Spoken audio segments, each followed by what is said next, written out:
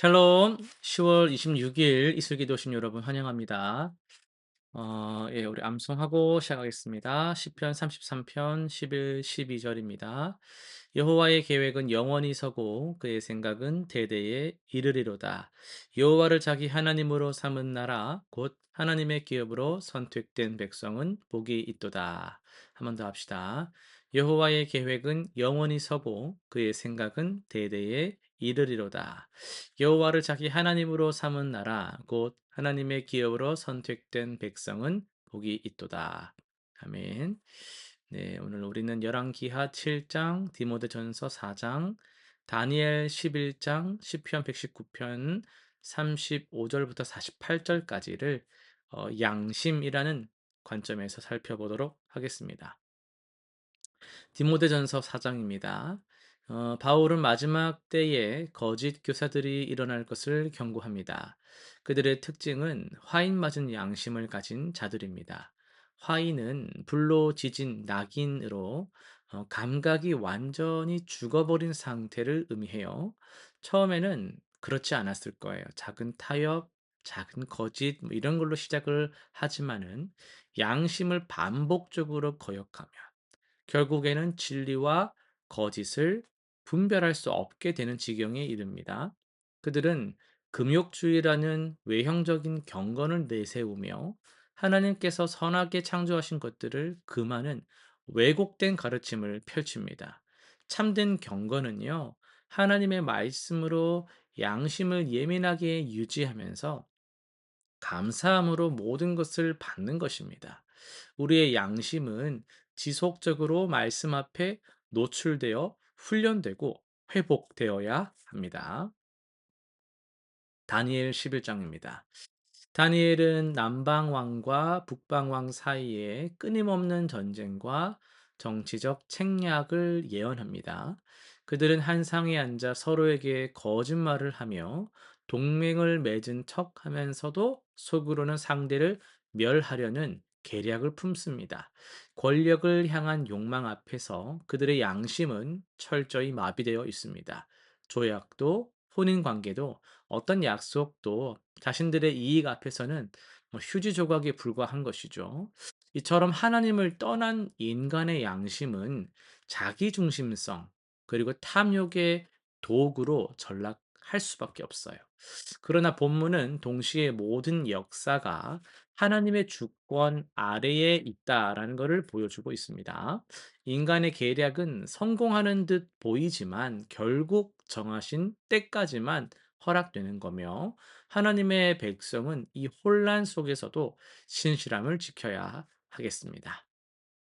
시편입니다. 시편 기자는 하나님의 말씀을 향한 깊은 사랑과 순종의 열망을 고백합니다. 주의 계명의 길로 나를 인도해 달라고 그리고 탐욕으로 향하지 말게 해 달라고 이런 간구를 보면요. 자신의 힘으로는 양심을 지킬 수 없다라는 것을 잘 아는 겸손함이 있습니다. 그는 하나님의 말씀이 자신의 양심을 인도하는 유일한 빛이라는 것을 고백합니다. 단순히 율법을 지식으로 아는 것을 넘어서 그것을 사랑하고 묵상하며 그 안에서 자유를 누립니다.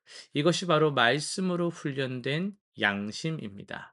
그는 주의 법도를 사모하며 부끄러워하지 않고 하나님의 계명을 증거할 것을 다짐합니다. 이는 율법주의가 아니라 은혜로 새롭게 된 마음이 하나님을 기쁘시게 하려는 자발적 헌신입니다. 건강한 양심은요, 말씀 안에서 자라나고 성화의 여정을 계속하게 합니다. 네, 오늘 열왕기하 7장 3절에서 11절 말씀을 통해서 나만의 축복은 없습니다라는 제목으로 말씀을 전하려고 합니다. 오늘 우리가 읽은 본문에서는요. 극심한 기근 속에서 나병 환자 네 사람이 보여준 양심의 회복 이야기가 나오죠. 당시 사마리아 성은 아람 군대에게 포위되어서 참담한 기근에 시달리고 있었습니다. 나귀 머리 하나가 은 80세겔에 팔릴 정도였고 심지어 어머니가 자기 아들을 삶아 먹는 정말 일반적으로는 그런 일이 일어날 수 없잖아요. 그러니까 어떻게 하면 이렇게까지 갈 수 있을까 싶은 데까지 가 버린 거죠. 끔찍한 일까지 벌어졌습니다. 이런 절망적 상황에서 성 안에서도 좀 사회에서도 철저히 배제된, 그러니까 어디에도 속하지 못한 나병 환자 네 사람이 말을 하는 거예요. "야 우리가 여기서 뭐 앉아 죽기를 뭐 기다릴 게 아니라 야 아람 진영으로 가자." 막 이런 결심을 합니다. 그리고 황혼 무렵 아람 진영에 이르렀을 때 놀라운 광경이 펼쳐져요. 하나님께서 아람 군대를 물리치셔서 진영이 텅 비어 있었고 천막마다 음식과 의복과 은금이 가득했습니다. 와, 평생 굶주린 천재 속에 살았던 그들은 당연하게도 먼저 뭐 했겠어요? 먹었죠. 마시고 막 금은 막, 그리고 의복을 가져다가 막 숨깁니다. 그런데 바로 이 순간 9 절에서의 고백이 터져 나오는데요. 나병 환자들이 서로 말하는데요. "우리가 옳지 못하게 행하였다. 오늘은 아름다운 소식이 있는 날인데 우리가 침묵하고 있다. 만일 밝는 아침까지 기다리면 벌이 우리에게 미칠지니 이제 떠나서 왕궁에 가서 좀 알리자."라고 말을 합니다. 여러분, 이 한 구절 속에 선한 양심의 회복이 담겨 있습니다. "우리가 옳지 못하게 행하였도다." 이것은 단순한 도덕적 자각이 아닙니다. 오늘은 아름다운 소식이 있는 날이라는 고백이 핵심이에요. 그들은 자신들이 발견한 것이 우연이 아니라 하나님께서 예비하신 구원이라는 것을 깨달은 것이죠. 그 순간 내 것이라고 여겼던 모든 것이 하나님께서 주신 은혜로 바뀌었고, 나만 누려야 할 축복이 함께 나눠야 할 아름다운 소식으로 전환되었습니다.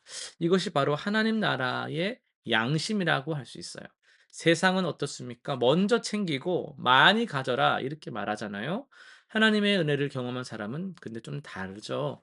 은혜를 깨달으면 자연스럽게 어떤 역사가 일어납니까? 나누게 되죠. 전하게 됩니다. 억지로 막 의무감으로 하는 것이 아니라 '이렇게 좋은 소식을 혼자만 알고 있으면 안 된다.' 여러분, 저도 그래서 어떻게 보면은 하나님의 부르심도 있지만 목회자의 길을 가는 거거든요. '이렇게 좋은 복음을, 예수 그리스도를 어찌 전하지 않을 수 있을까?' 이런 마음이 막 솟아오른단 말이에요. 근데 더 놀라운 것은 이들이 말하는 표현 중에 "우리가 침묵하고 있도다."라는 표현입니다. 그들은 무엇을 막 훔치거나 거짓말을 한 것은 아니잖아요. 단지 말하지 않았을 뿐입니다. 그런데 그 침묵을 죄로 고백하고 있다라는 거예요. 왜죠? 성 안에는 굶주려 죽어가는 동족들이 있기 때문입니다. 알면서도 전하지 않는 것, 도울 수 있으면서도 외면하는 것이 그들에게는 견딜 수 없는 양심의 가책이었습니다. 우리는 어떻습니까? 우리에게도 아름다운 소식이 있습니다. 십자가의 복음이죠. 죄와 죽음에서 건져주신 구원의 은혜입니다. 그런데 우리는 침묵하고 있지는 않습니까? 주변에 고통받는 이웃이 있는데, 우리 집에도 그런 이웃이 있는데, 위로가 필요한 사람이 있는데 복음을 듣지 못해서 계속 그렇게 살고 있는 영혼들이 있는데 우리는 밝는 아침까지 기다리고 있지는 않습니까? 나병 환자들은 밝는 아침까지 기다리면 벌이 우리에게 미칠지니라고 즉시 행동했어요. 그들은 밤중에 왕궁으로 달려갔습니다. 미루지 않았어요. 변명하지도 않았습니다. 그 즉시 움직였어요. 여기에 회복된 양심의 특징이 또 나옵니다. 선을 행할 기회를 붙잡는 것. 오늘 할 수 있는 일을 내일로 미루지 않는 것입니다. 세상이 버린 나병 환자 네 사람이 결국 온 성을 살렸습니다. 하나님께서는 가장 소외된 자들을 공동체로 세우는 도구로 사용하셨어요. 이것이 하나님 나라의 역설입니다. 우리도 마찬가지거든요. 내가 받은 은혜가 작다고 생각하세요? 아닙니다. 하나님께서 여러분을 통해 누군가를 살리길 원하세요. 내가 경험한 위로가 누군가에게는 생명의 소식이 될 수 있다라는 겁니다. 여러분, 우리가 옳지 못하게 행하였도다라고 고백할 수 있는 양심을 회복하시길 바랍니다. 내가 받은 것이 얼마나 큰 은혜인지를 날마다 기억하시기 바랍니다. 그리고 침묵하지 마십시오.